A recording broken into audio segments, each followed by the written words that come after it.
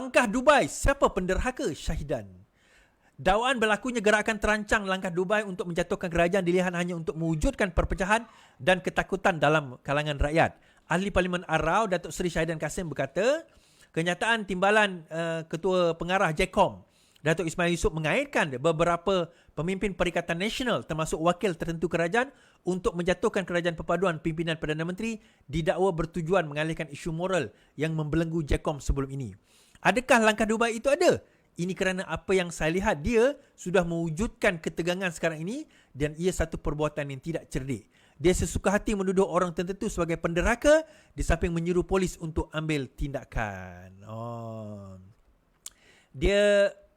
Isu dia macam ni lah. Dia nak alihkan. Bukan JECOM tu nak alihkan. Dia, Syahidan ni nak alihkan. Sebenarnya dia berharap juga supaya langkah Dubai ini berjaya sebenarnya. Dan dia pun tahu. He knows what's going on. Dia tahu apa yang sedang berlaku. Dia tahu perancangan yang bagaimana. Dia tahu langkah. Dia tak tahu langkawan duit. Yang tu dia tak tahu. Yang tu saya boleh kata dia tak tahu. Tetapi dia dengar. Dia ada ura-ura yang dia dengar. Dan kalau sekiranya benda ini berjaya, tuan-tuan, dia antara orang pertama yang claim, saya rasa lah, orang pertama yang akan claim, saya tahu dan saya memang terlibat. Saya rasa dia akan claim sedemikian. Nah, persoalan yang kita timbulkan, adakah Syahidan menafikan bahawa terdapat usaha, terdapat cobaan, terdapat kemahuan untuk nak sabotaj, meruntuhkan, menjatuhkan Perdana Menteri? Kita dengar sendiri wawancara yang saya bawa tempoh hari, wawancara yang menyentuh yang disebut oleh Haji Hadi sendiri, menyentuh soal kerajaan yang ada sekarang ini, bahawa memang mereka berniat, memang ada niat untuk menjatuhkan kerajaan, untuk nak sabotaj. Dia tak guna perkataan sabotaj, tapi menggunakan perkataan untuk nak memastikan bahawa kerajaan ini tumbang. Memang ada. Tetapi bila langkah itu tumbang, tak berjaya nak ke depan, akhirnya tempang, jadi mereka seolah-olah menjadi keresumbang yang sekarang ini mengeluarkan nada-nada sumbang, mengatakan, kami tak tahu. Itu semua hanyalah mainan-mainan orang-orang yang cuba menakut-nakutkan rakyat. Menakut-nakutkan rakyat. Tanpa dia sedar, orang ataupun pasukan, tim yang mula-mula membangkitkan isu ini, bukannya Pakatan Harapan. Yang mula-mula membangkitkan isu ini adalah Saitro daripada Perikatan Nasional. Tujuan Saitro tu mula-mula memang diorang ingat akan berlaku satu lompatan, gencatan, satu kejatuhan pada kerajaan ini.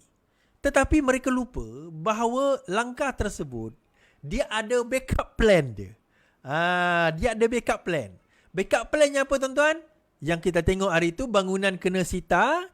Dan akhirnya ada beberapa nama di dalam UMNO dikaitkan dengan langkah Dubai.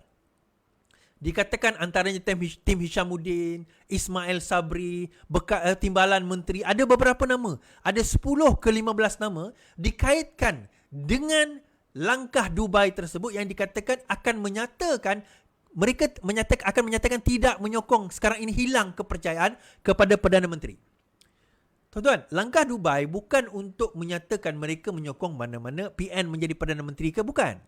Langkah Dubai adalah untuk menyatakan mereka tidak lagi menyokong Anwar Ibrahim sebagai Perdana Menteri. Itu langkahnya. Tetapi langkah itu sumbang dan akhirnya tumbang sebelum dia berkembang.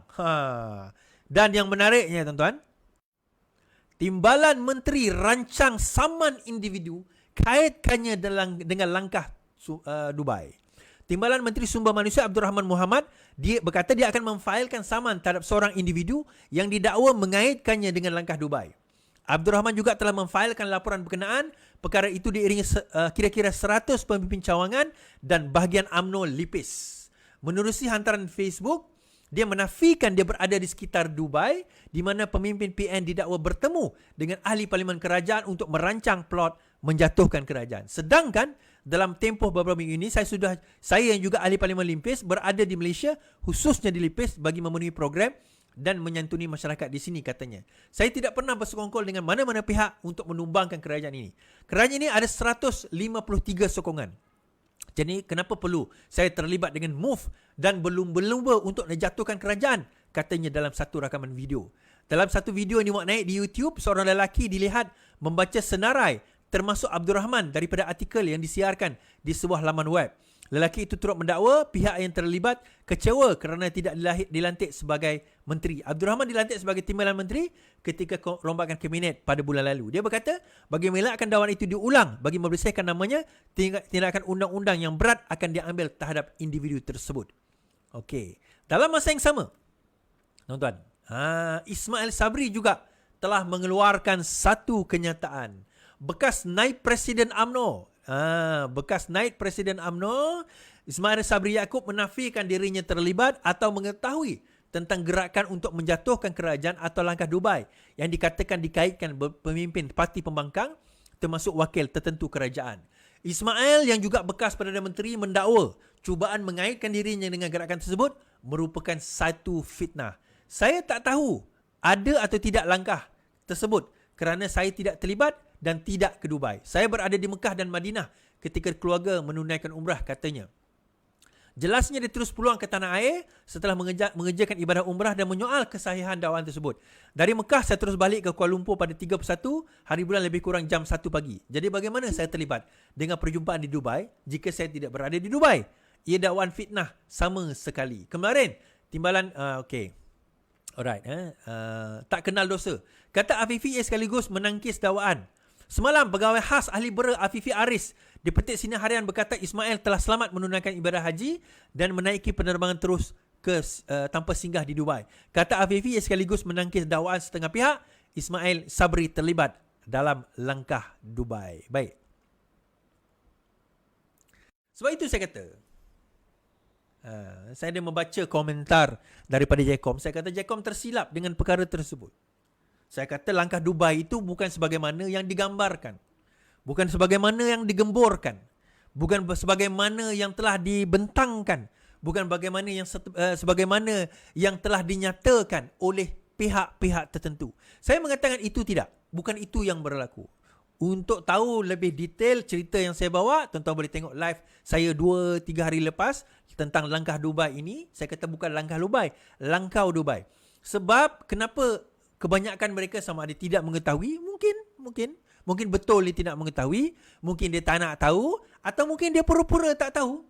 Kita tak tolak sebarang kemungkinan apa sekalipun. Cuma saya kata dia bukannya satu cerita untuk nak cubaan untuk nak minta hantar SD, bukan. Dia bukan hantar SD mengatakan macam yang berlaku zaman langkah Sheraton dulu, bukan. Itu bukan sebenarnya yang berlaku.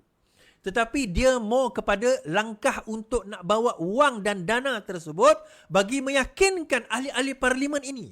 Tawaran itu belum bermula, tuan-tuan. Bagaimana tawaran nak bermula kalau sekiranya manis itu belum lagi nak sampai di tangan mereka, pelincir itu belum lagi nak disalurkan, tak sampai. Pelincir jadi mana? Itu yang berlaku. Jadi sebabkan itulah ramai yang kata dia tak tahu. Sebab itu saya kata bukan ahli parlimen itu yang terlibat, dia orang lain. Dia orang lain. Sebab itu kenapa mereka begitu yakin. Begitu yakin bahawa langkah ini akan berjaya.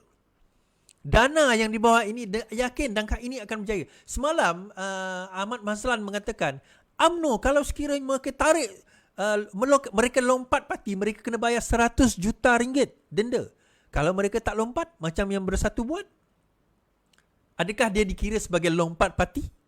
Jawapannya tidak. Kalau mereka dipecat, adakah dia dikira sebagai lompat parti? Jawapannya tidak. Jadi, itu still tak menyelesaikan persoalan. Permasalahan yang tak menyelesaikan. Jadi, itu yang mereka nak aim. 5 orang ahli Bersatu boleh sokong PMX tanpa hilang kerusi. Siapa kata mereka semua termasuk UMNO boleh mengatakan tak menyokong PMX tanpa hilang kerusi? Possible. Itu boleh berlaku. Jadi itu yang mereka cuba nak bawa. Mereka cuba nak mainkan. Tetapi tidak berjaya. Kerana apa tidak berjaya? Saya kata duitnya tarak. Fulusnya tarak. GPS pun berkata. Langkah Dubai, GPS tak ada masa untuk layan drama politik. Ketika desas-desus mengatakan pembangkang sedang mengatur langkah menjatuhkan GPS, kerajaan pusat, GPS mempertegaskan sokongan kepada Perdana Menteri. menurut Fazruddin Abdul Rahman. Rampasan kuasa politik seperti dikatakan langkah Dubai yang bakal menjerumuskan negara ke dalam krisis lebih mendalam, katanya. Jelasnya Sarawak memerlukan kerajaan persekutuan stabil yang akan memacu pemulihan ekonomi negara demi kepentingan rakyat. Timbalan Perdana Menteri Datuk Fadilah menyuarakan sentimen yang sama bahawa keutamaan GPS ialah untuk mempunyai pentadbiran yang stabil. Tuan-tuan, dalam sejarah Malaysia, kita tak pernah ada timbalan Perdana Menteri Sabah Sarawak tau. Inilah kali pertama PMX memecah rekod ini, tuan-tuan. Kalau orang Sarawak tak berterima kasih kepada PMX lagi, aku tak tahu nak cakap apa lah. Aku pun tak tahu nak cakap apa.